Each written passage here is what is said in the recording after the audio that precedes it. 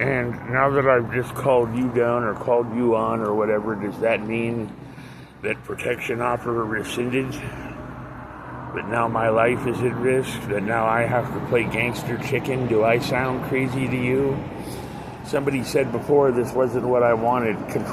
Taking control over my life. If anybody knew that that would have detrimental consequences to any relationship that I had in my life going forward, that would have been you. If anybody knew me well enough to know that if you put your foot down on my neck hard enough, I'm going to push you off and throw you into a ditch, that would have been you.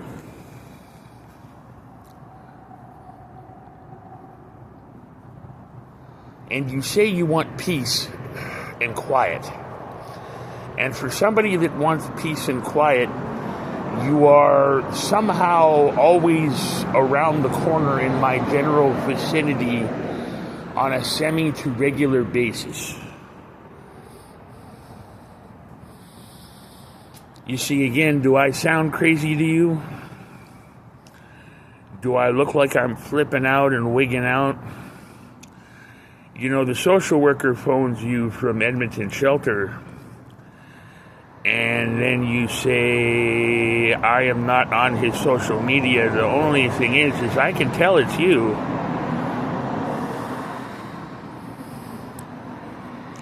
And then you want to make me sound crazy or unstable as this bullshit continues. Hearing, of course, that there's some sort of underprivileged, martyr-like underworld sect of narcissistic BS. And now I seem to be hip deep involved in something that I never asked to be involved in to begin with, because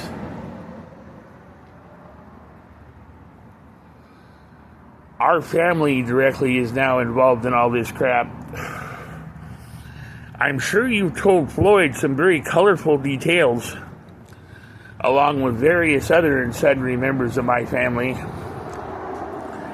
Never mind the fact that on a regular basis I get told things like gold digger or things to that nature when I want a little something for myself, or when I want help from my family finally, or those who claim to be my family, yet practice indifference on a semi to regular basis. Or an ex-husband of yours, in spite of my best efforts, can't understand why your behavior has cost him and everybody else a great deal, and yet he's still fucking sticking up for you, probably because the pay is still so good. See, this isn't the NITI loop. I notice you on my social media more on a regular basis than anything else. Like I said earlier tonight, PTSD veterans, war veterans, Vietnam, the Gulf, they're addicted to the strife, the action, the anarchy, the negativity.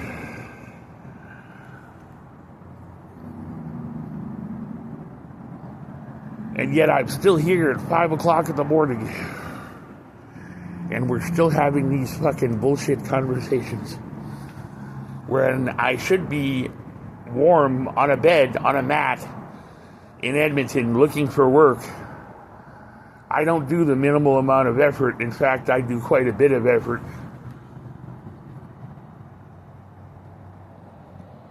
Discouraged now more than ever because I was halted at every possible fucking turn. And now look at us. We're still having the same fucking conversations. And you still have the same fucking people in my face telling me that I need help when you are directly creating this situation. And then you stick up for Rodica, who killed her fucking dog, and then blamed me for it. And didn't just kill that dog, tortured that dog and was beating on the other dog when you had her having me walk her dog so I could be like you. Taking Maria's word for it all the livelong day that I had no street smarts, no book smarts, and yet was smart enough to lead the RCMP due to a phony complaint on a merry fucking chase for 10 years running. Never mind the fact that I got booted in the fucking head repeatedly in Vernon due to somebody completely taking what was going on right in front of their two beady little bug eyes as me beating a woman when I was trying to hold her down and stop her from fucking macing me.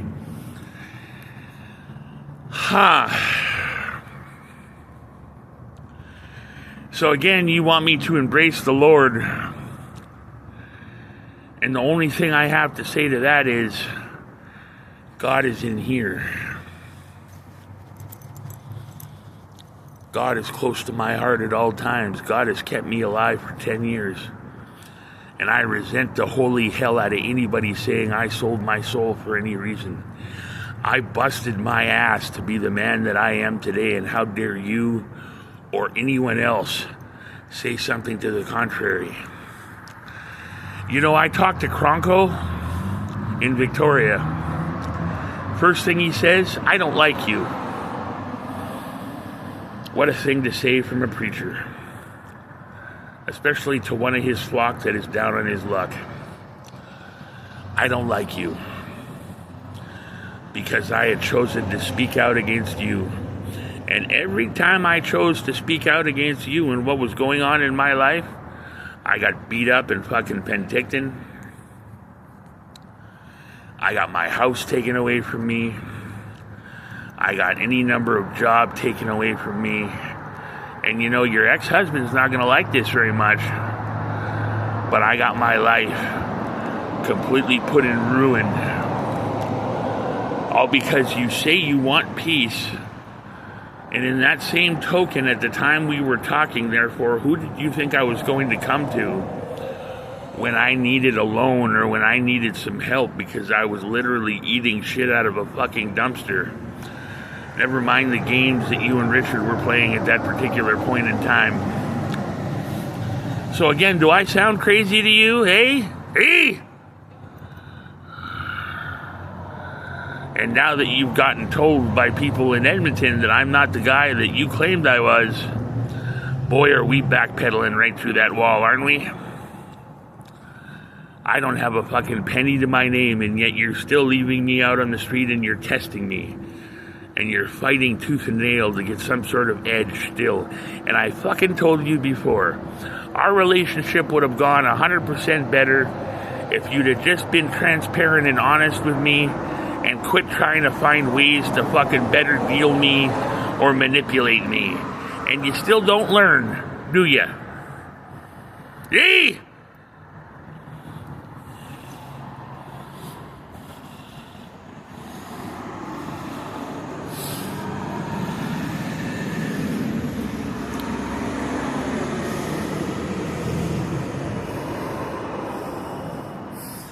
So I object to you saying that you wanted peace and quiet, because every single action that you've taken up until this point has been contradictory to that.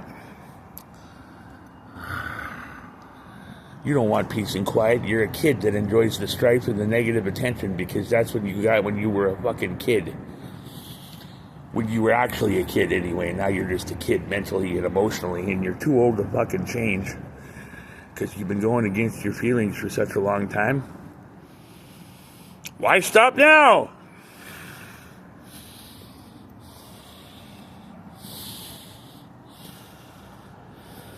Softcore porn. Over 100 husbands and counting. And, you know, your kid's father issues can be directly correlated with your actions, not mine. So I'm sitting here, and I'm thinking to myself, I probably just fucked myself out of everything under the sun, but you know what? fuck it, I don't care, because guess what? You have managed once again to delay the inevitable, because you sit around long enough, that hate builds up. And I've said this before, and people doubt me, and they say this and they say that, and I don't give a rat's ass what people say, because I know my body and I know my mind. That hate builds up. You take all that fear, that rage, and it turns into anger and determination. And you know, Milton, he says, I know what somebody can do when they're angry. You have no idea what I'm capable of. None. Zero. Zilch. And I'm going to do this just to shove it in your fucking face.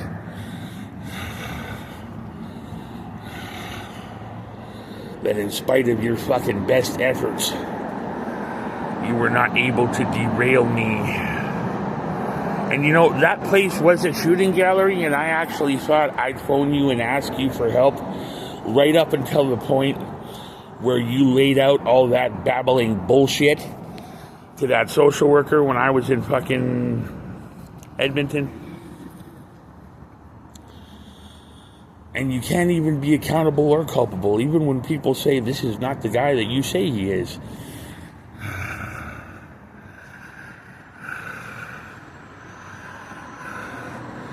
You literally can't fathom or understand. And I'm going to repeat to you something that was repeated to me years and years and years ago. You can't fathom or understand the consequences of your fucking actions. You let go sensitive personal details of who I was as an individual. People have been using those to their advantage because you cannot keep your fucking mouth shut.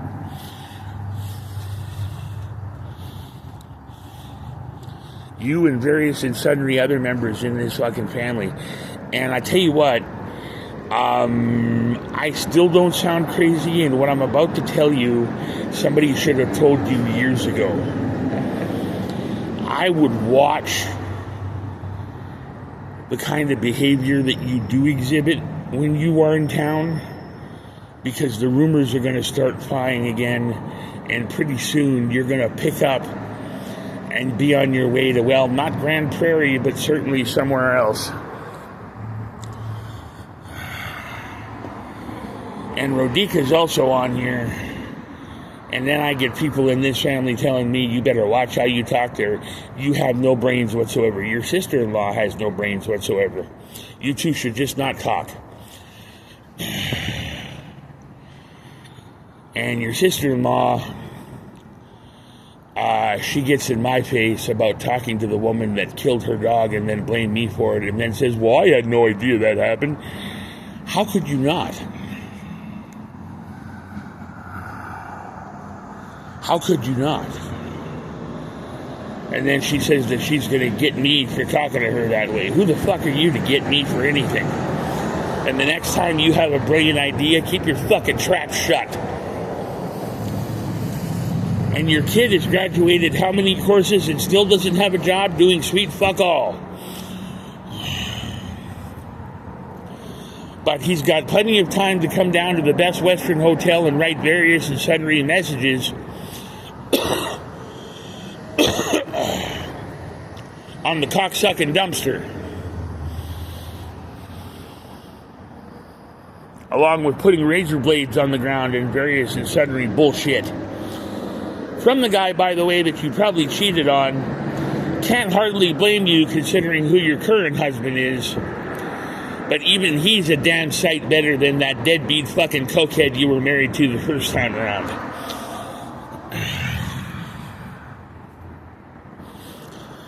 So, in all this, you guys can't even manage your own fucking lives.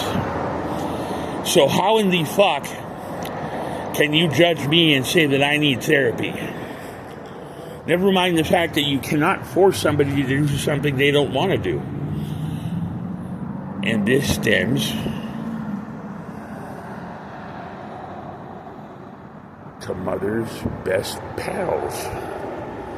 The ones from Walmart. This isn't what I wanted, but it'll have to do because now he's crippled. And maybe he'll think twice about saying those things that weren't true. The only thing was they were. This isn't what I wanted, but again, it'll have to do. Raise somebody with the psychology of failure, wanting nothing, expecting nothing, and quite frankly, getting even less than that. You trapped me in hell for 10 years.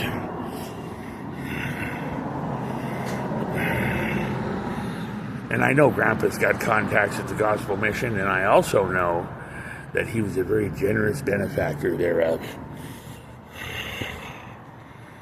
And he broke the rules without breaking the rules, according to your brother. That's a bunch of double talk for saying he did something, got in trouble for it, and got caught. Just like him and a few of his buddies went to go hunt deer without licenses and got arrested for it. Never mind the stuff that he didn't get in trouble for, that we won't even get into on here. But in any event, I'm out.